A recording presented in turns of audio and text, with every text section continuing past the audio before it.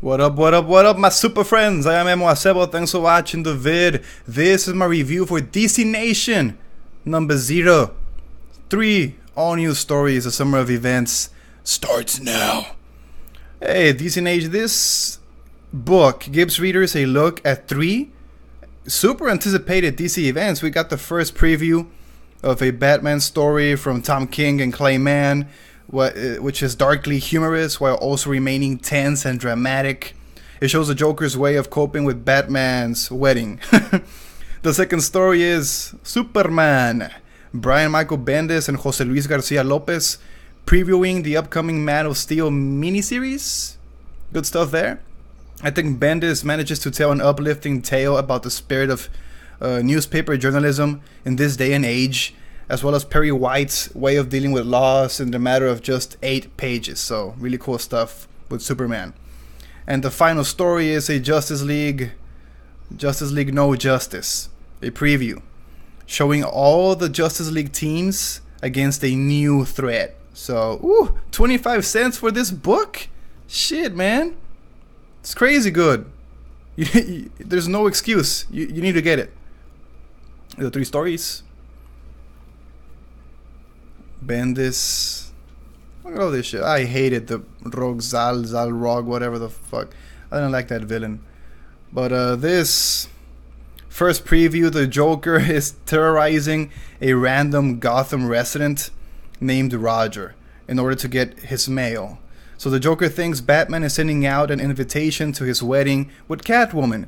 And since Batman doesn't know the Joker's address, he believes that Batman will send it to this random house by just sheer chance. What the fuck?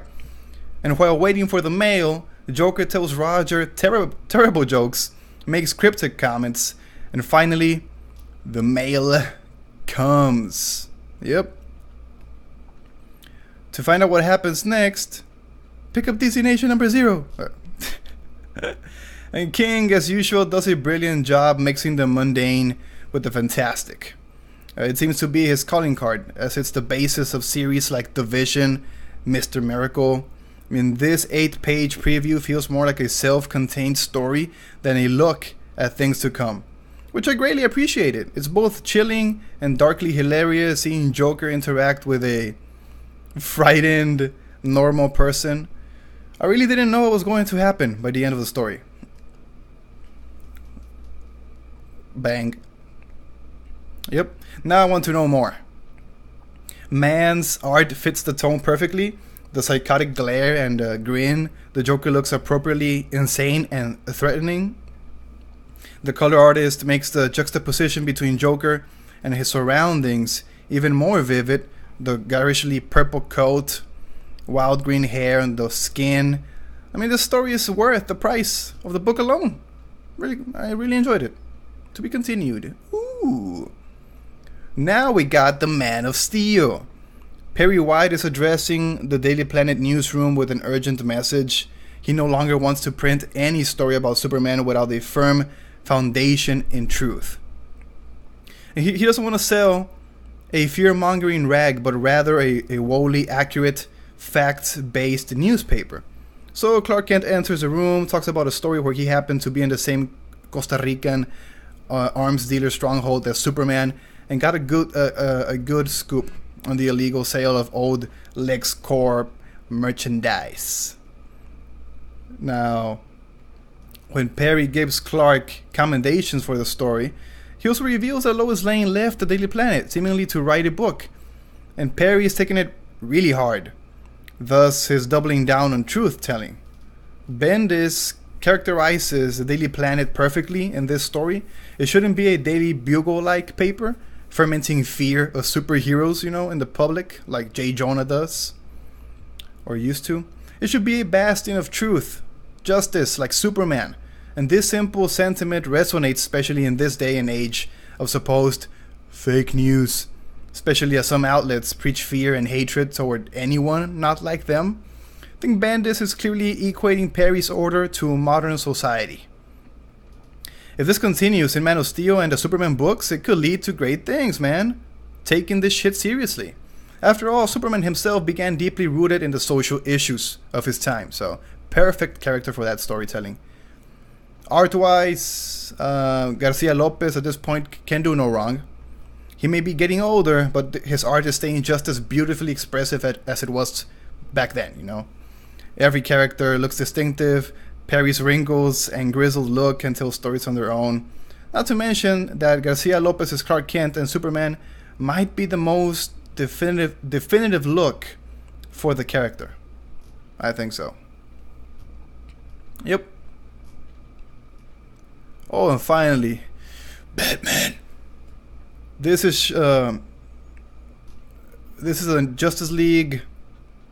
The Justice League teams fighting the forces of the planet Colu. Yeah, Colu.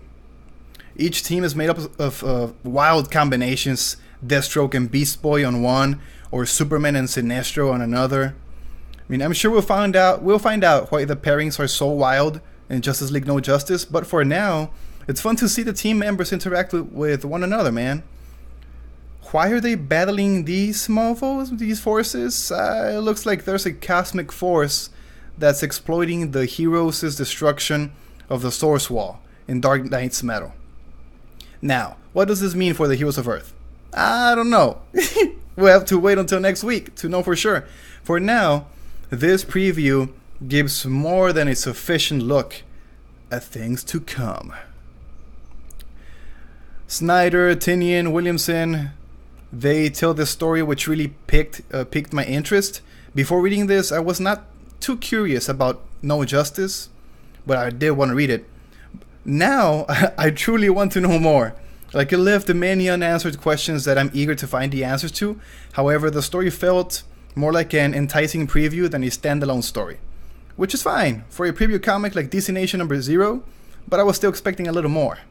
That being said, it was not enough to let me down, since I want to find out what happens next.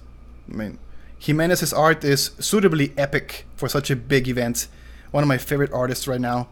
His multiple dual page spreads look stunning.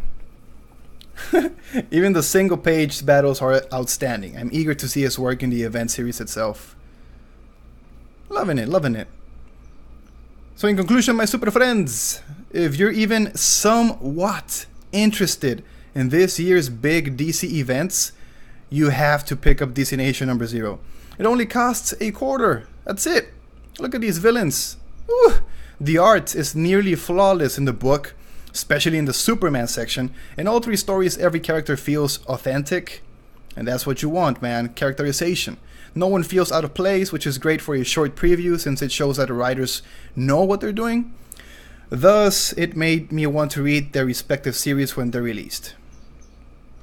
You're getting not only some enticing previews, but also some great standalone stories on top of it. So, No Justice, I say, buy it. Get it. Good stuff. And that's it. Quick one, because it's just a preview, even though it has some cool stories by itself. I love these villains, man. Leave me a comment down below with your review of the issue. If you bought it, did you like it, did you not? Did it get you excited? If you haven't read it, are you going to go buy it? Or you just don't care about No Justice? Give me your thoughts on this in the comments down below. I am Emosebo. Thanks for watching the vid. If you enjoyed, please click the like button. Share the video with some friends, man, that like DC shit. Check out my other comic book reviews up in the channel. I'm doing more this week. I'm trying to do my daily vids, my daily reviews. I'm reading more comics. Really cool ones this week. Follow me on social media. My Twitter, my Instagram. I'm really active over there. You can go talk to me, ask me questions, whatever. Say hi, request videos. Hey, what up? Dr. Fate looks sick. The Lord of Order. Etrigan. Rhyming Demon War. Hey, friends, subscribe so you don't miss any of my vids.